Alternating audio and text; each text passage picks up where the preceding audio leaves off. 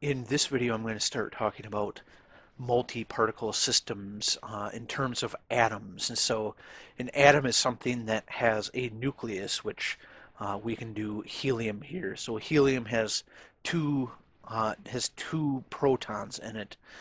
So they're both positively charged. It would also have two neutrons, but those don't have any electric potential, so we don't have to worry about those. And then it has two electrons, so we can show two electrons, obviously not to scale here, sort of orbiting this nucleus. And so one will have spin up and the other will have spin down.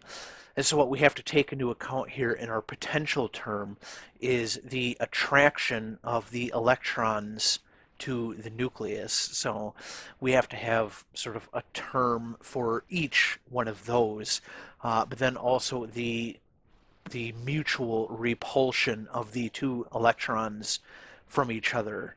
And so, I mean, this goes up to any number of protons and electrons, which is what this Hamiltonian I'm showing here takes into account. Where it can go up to Z number of protons, so however many protons are in your atom. And so in green here is the kinetic and potential energy of the electron in the electric field of the nucleus. And so this right here is telling us about how the electrons are attracted to the nucleus right here.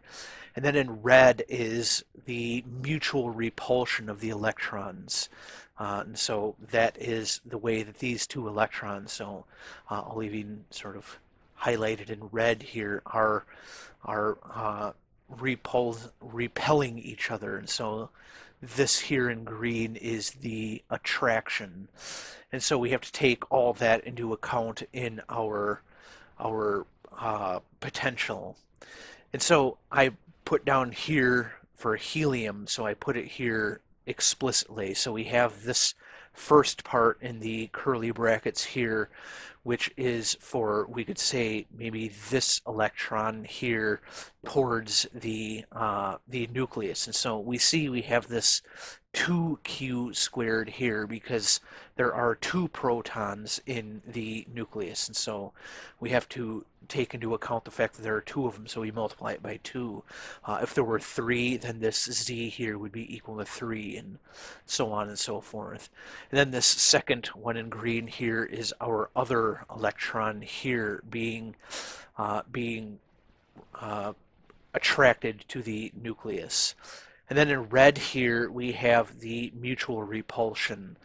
And so this half here is because doing this sum, we see that this and this are the same repulsion, and so it ends up sort of adding everything together twice, and so we have to reduce that by half, and so that's what that half is there for. And so it's this electron repulsion here that complicates things. So to a first approximation, we can sort of ignore it. So the solutions to the Schrodinger equation will then be of this form. And so we will look at the solution for one particle and the solution for the other particle. So the Bohr radius, which is this, which I actually showed how to derive in an earlier video. And so that just tells us how far away the electrons will be from the nucleus. And so it will be halved since the number of protons is 2. And so we see this z here, we put a 2 in for that, and that is sort of a factor of 1/2. And so because there are the two protons in the nucleus, so if we go back up here, we have twice the attraction going on, and so that's going to sort of pull these electrons in much closer. And so that's if, like I said, we're taking the electron-electron repulsion, we're sort of ignoring that. So these things would, these things would repel each other and sort of expand it out even further. But if we are just ignoring that for now, we can say that the radius will be halved. So the Bohr energy, which is derived in the same video as the Bohr radius, so it will be quadrupled because we see we have this z up here in the numerator, but then we see that this is being squared, and so the z equals 2 is being squared, and so I color coded those there, and so 2 squared is 4, and so the energy is actually quadrupled. So the energy is E equals 4 of the energy of the one electron plus the energy of the other one, where the En is equal, well, this should be E sub naught rather, because this is the ground state energy. So the ground state is the minus 13.6 electron volts. Well, I guess there's the N here, so I am accounting for the fact that there's the N there. So En actually is actually proper there, and so the ground state is this. So we have our psi 100 here, so 1 for the N, 0 for the L, and 0 for the M. And so from once again, an earlier video, so we take the radial part and the spherical harmonic part and multiply those together because we did the separation of variables for the ground state here, which ends up giving us this right here. So like I said, I derived that in earlier videos, so I'm not going to go through it in detail here. So we will say that the ground state of our particle is when both particles are in the ground state. And so we have the ground state for both particles equal to the separation of variables, so the ground state for each particle. And so we are multiplying that here. So when we multiply the things outside the exponential, so that would be this part and this part here. So we are just multiplying those together and we end up getting this 8 over pi a cubed. When we multiply the exponentials together, we end up with this right here. And so putting that all together, we get this.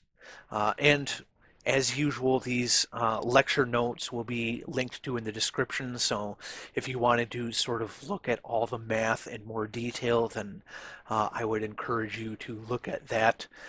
So I always like to sort of put things on here very explicitly because in a lot of books, including Griffith's, which is the one that I'm following for this, it sort of skips a lot of these steps, and it, you know, at least for me, who is kind of mathematically challenged, you know, it makes it difficult to sort of follow, and so I kind of have to do the math, you know, step by step for myself. And so I like to put that into my presentations, or at least in my lecture notes, so that people can sort of look at those things on their own if they want, if they are like me and, you know, find skipping a bunch of steps in the math to be somewhat obfuscating. So, you know, if you're like me, then I would definitely recommend checking out the lecture notes that will be linked to in the description. But anyway, getting back to it, so the energy at the ground state is 4 times this 13.6 or minus 13.6. Then we put 1 in for the N. Then we add that again. We have the 1 in for the N. So that gives us minus 109 electron volts. So when both particles are in the ground state, they are symmetric with respect to position. So remember from the previous video, we were talking about if they are symmetric with respect to position, they can occupy the same position. But then if we add the spin states, they are anti-symmetric with respect to the spin states. So the spin states is this chi here, so the spin of particle 1 and the spin of particle 2.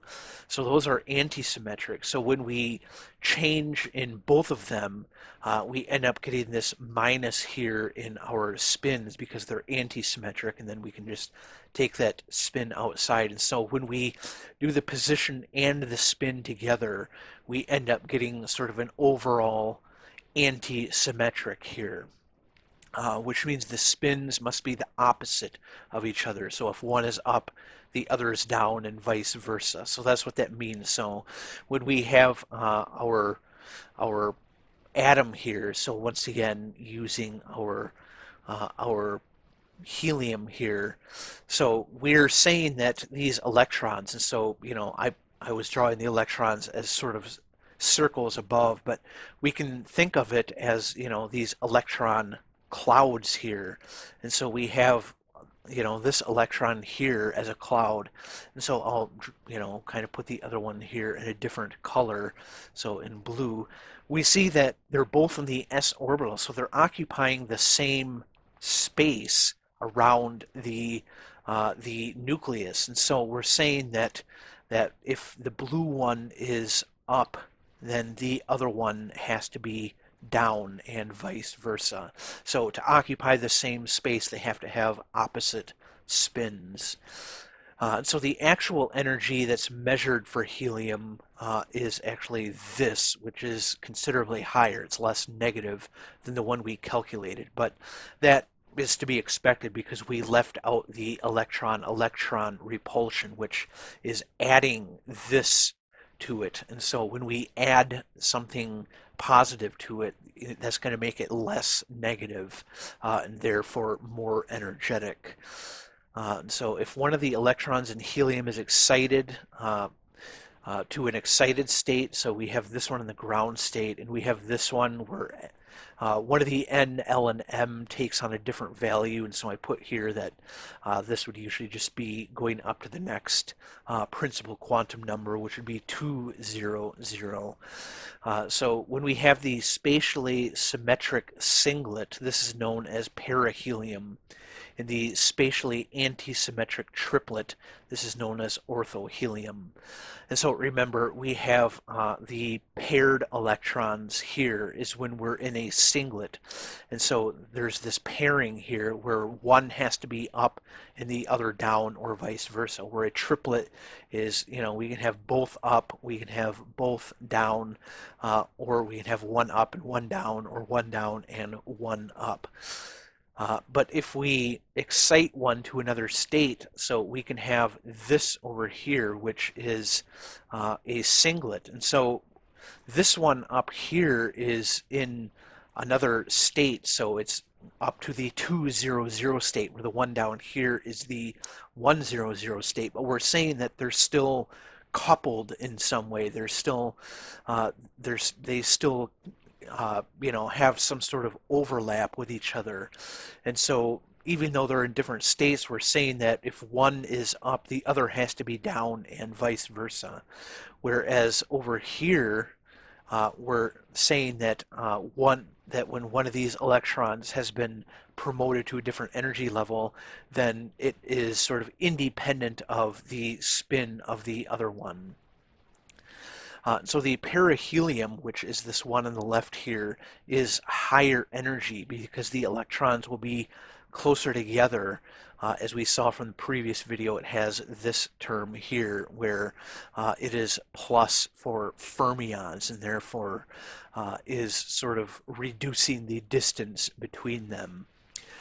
And so when we are in this excited state, so one is in the excited state, it is actually this triplet that is sort of the preferred state, since it is a lower energy. And so that is why, when something is promoted to another state, its spin can sort of become uncoupled from the electron it was paired with in the lower state. And so it is this triplet state that is actually preferred when the two electrons are in different energy levels. But when they're in the same energy level, so in the same position, then we have this. And so you can think about this too, that when they are in the same position, so when position is symmetric, then spin is asymmetric. Whereas if position is asymmetric, which is what we have going on right here, then spin spin will be symmetric. And so we see that, whenever spin is symmetric, then position is antisymmetric. Whenever spin is antisymmetric, position is symmetric. And so those are the preferred states of things. So we can actually look here, we can look at the energies for perihelium and orthohelium. So perihelium, remember, is when we are in the spatially symmetric singlet, and orthohelium is the spatially anti-symmetric triplet. And so we see that with the perihelium, which is the spatially symmetric, that the energy levels are actually higher here. So this is negative energy, but we see, for instance, it's not that much difference. So with the 4s, and the 4s is not that much different, but we see when we get here to the 2p and the 2p that we are going down a bit, and then the 2s and the 2s is going down even more. And so that's telling us that the orthohelium is actually lower energy, and that's because of this that we found in the previous video, that this addition here, when they are spatially symmetric, it brings them closer together, which is sort of higher energy. So it's increasing the energy when they're brought together because of that sort of electron-electron repulsion. And so, yeah, that was everything I wanted to talk about in this video. So kind of the take-home message, I guess, is when we want our Hamiltonian for this sort of multi-particle atom, then we have to have sort of a kinetic and potential term for the electron-proton attraction, and this term here for the electron-electron repulsion. And so that is one of the takeaways. The other one is probably this, that when we are in the symmetric position, then spin has to be antisymmetric.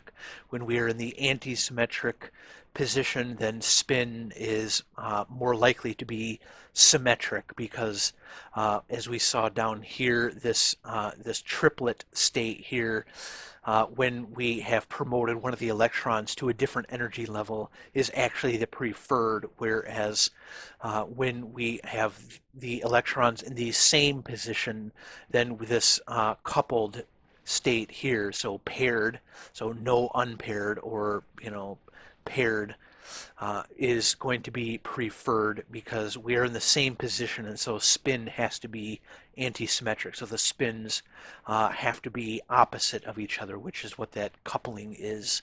They're coupled in the sense that the state of one of them determines the spin state of the other one. But anyway, I don't want to ramble too long here. I hope you found this video helpful, and I will see you in the next one.